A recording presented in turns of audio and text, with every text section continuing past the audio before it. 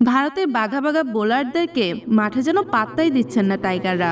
Test সিরিজে ভারতের বিপক্ষে পিছিয়ে থাকলেও একের পর এক চমক দেখাচ্ছে বাংলাদেশের বোলাররা।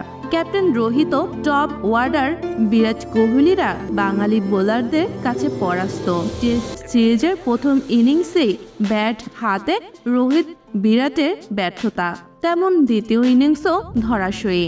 পেসার তাসকিন আহমেদের বলে ক্যাচে আউট হয়ে 7 বলে 5 রান করে মাঠ ছাড়ছেন রোহিত শর্মা। মেহেদী হাসান মিরাজের বলে LBW এর ফাঁদে পড়ে 27 বলে 17 রান করেন। দুই ইনিংসে ভারতের বিপক্ষে বাংলাদেশ অনেকটাই পিছিয়ে আছে। চেন্নাইয়ের ইতিহাসে একদিনে সর্বোচ্চ উইকেট পতনের রেকর্ড হয়েছে বাংলাদেশ এবং ভারতের মধ্যকার টেস্টের দ্বিতীয় দিনে মোট উইকেটে পড়েছে 17টি। এটি চেন্নাইয়ের একদিনে সর্বোচ্চ উইকেট পড়ার রেকর্ড। চিপকে একদিনে পেসাররা মোট 14 উইকেট নিয়েছেন, যা সর্বশেষ 2006 সালে ঘটেছিল। বাংলাদেশের পেসারদের নিয়ে 52 বর্ষী গাঙ্গুলি লিখেছেন, বাংলাদেশের এই পেস আক্রমণ খুব ভালো।